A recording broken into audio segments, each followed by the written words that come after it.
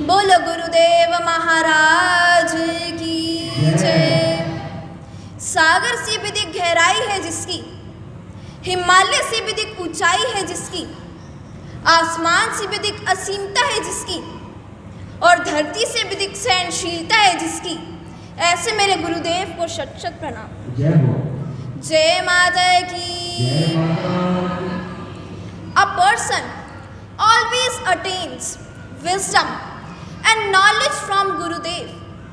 The teachings of Guru, the blessings of Guru are always useful, are always fruitful and worth it.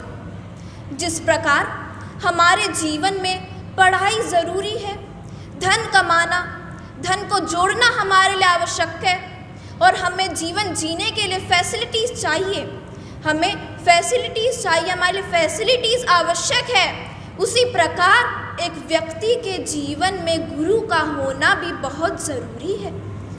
गुरु की भक्ति भी हमारे लिए उतनी ही ज़रूरी है, और गुरु के द्वारा दिए गए संस्कार हमारे लिए सबसे महत्वपूर्ण है। ऐसे ही एक समय की बात है, एक रात अर्जुन अपने कक्ष में सो रहे थे, तभी उन्हें एक स्वप्न आता है। वे स्वप्न में देखते हैं कि एक गाय अपने बछड़े को प्रेम से चाट रही होती है, प्रेम कर रही होती है, परंतु चाटते चाटते उसकी कोमल सी त्वचा को छील देती है, चीर देती है, और उसमें से रक्त बहने लगता है, और इसी के कारण वे बछड़ा गिरकर बेहोश हो जाता है। ये देखकर अर्जुन एकदम घबरा जाते हैं और तभी उठ जाते हैं, और प्रातःकाल होते ही सर्वप्रथम कहाँ जाते हैं? सर्वप्रथम जाते हैं श्री कृष्ण के पास। उन्हें अपना स्वप्न बताते हैं और पूछते हैं कि इसका अर्थ क्या है, इस स्वप्न का कारण क्या है। तो श्री कृष्ण ने कहा कि जो स्वप्न तुमने देखा है, जो सपना तुमने देखा है, ये स्वप्न कलयुग का प्रतीक है। तुम्हारा ये स्वप्न कलयुग का लक्षण है कि कलयुग में माता पिता अपने बच्चे को प्रेम तो करेंगे, कलयुग में माता पिता अपने बच्चे को प्रेम तो करेंगे, परंतु अपने बालक को सुविधाओं का ऐसा आदी बना देंगे कि आगे जाके उसी की हानि होगी। ना ही उसे अच्छे संस्कार देंगे, ना ही ज्ञान, ना ही धर्म का ज्ञान देंगे, ना ही दान पुण्य का, ना ही पूजा पाठ का ज्ञान उस बालक को होगा, तो आगे जाके उसी बालक का नुकसान होगा। यही कलयुग में होगा। इसलिए गुरुदेव महाराज हमें सदैव यही समझाते हैं, हमें कहते हैं कि हमारे जीवन में संस्कारों का होना बहुत महत्वपूर्ण है, संस्कारों का होना बहुत आवश्यक है। हमारे पास कितनी ही पढ़ाई क्यों ना हो, हमारे पास कितनी ही डिग्री क्यों ना हो, परंतु जीवन तो सुखमय तभी होता है।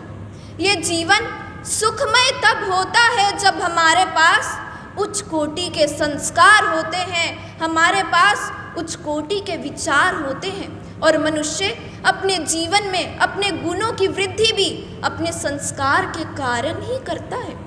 एक व्यक्ति को याद करते हैं, व्यक्ति याद आता है तो उसके व्यक्तित्व के कारण उसको याद करते हैं, उसके गुणों के कारण उसे याद करते हैं, उसकी अच्छाई के कारण, उसके संस्कारों के कारण याद करते हैं।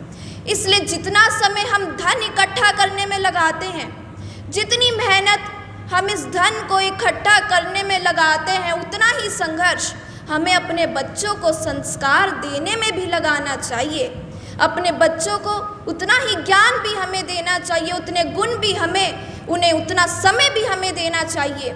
क्योंकि गुरुदेव महाराज सदैव कहते हैं, गुरुदेव महाराज सदैव कहते हैं कि बुढ़ापे में भोजन आपके पुत्र आपको नहीं देते, बुढ़ापे में भोजन आपके पुत्र, आपकी संतान आपको नहीं देती, आपके अच्छे संस्कार देते हैं, आपके अच्छे ज्ञान आपको भोजन देते हैं, वही आपका लाभ करते हैं इस जीवन में।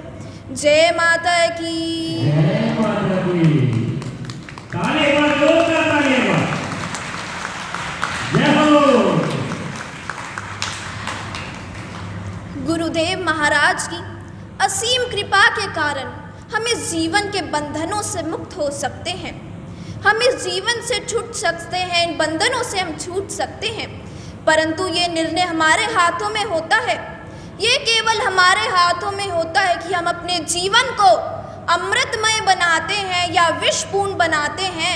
ये केवल और केवल हमारे हाथ में होता है। हम लाखों गलतियां करते हैं इस जीवन में, हम लाखों गलतियां करते हैं, परंतु कभी भी हम उन्हें स्वीकारते नहीं हैं, कभी भी हम उन्हें एक्सेप्ट नहीं करते, बल्कि हम दूसरे पे थोप देते हैं।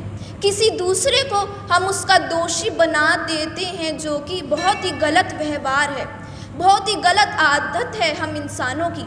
ऐसा हमें नहीं करना चाहिए, क्योंकि ये विश्व ही हम हैं, ये संसार ही हम हैं, और इसी संसार में सत्य असत्य, प्रेम क्रोध सब एक साथ रहते हैं। तो हमें इन्हीं में रहना सीखना चाहिए, इन्हीं में आगे बढ़ना हमें सीखना चाहिए। इसलिए गुरु के प्रेमी जनों, अपने गुरु के हर एक वचन को कृपया ध्यान पूर्वक सुने, क्योंकि किस वचन में वो हमें क्या समझाना चाहते हैं, वो किस वचन में, किस शब्द में हमें क्या ज्ञान दे जाएं, ये हमें भी पता नहीं होता। हमें ये भी पता नहीं होता कि किस वाक्य को सुन के हमारा उद्धार हो जाए, किस शब्द को सुन के हमारे नेत्र खुल जाएं। इसलिए जो भी वो वचन कहे, जो भी वो प्रवचन कहे, उन्हें ध्यान से सुने, उन पर मनन करें, तभी हमारा कल्याण होता है।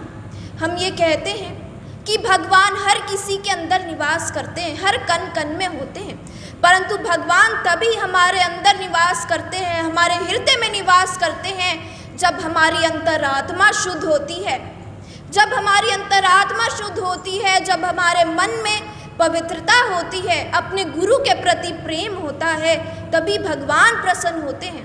परंतु जिस व्यक्ति के अंदर केवल छल कपट है, केवल लालच है, हर किसी के लिए ईर्ष्या है, वहाँ पर गुरु का आशीर्वाद भी फिर कोई कार्य नहीं करता, वहाँ गुरु का प्रेम भी नहीं टिकता है। इसलिए जितनी जल्दी हम ये बात समझ जाए, उतना ही अच्छा है कि इस पूरे ब्रह्मांड में, इस पूरी सृष्टि में अगर महत्वपूर्ण है तो वो केवल गुरु का आशीर्वाद है, उनकी शरण है, और कुछ हमारे लिए महत्वपूर्ण नहीं। बोलो गुरुदेव महाराज की जय।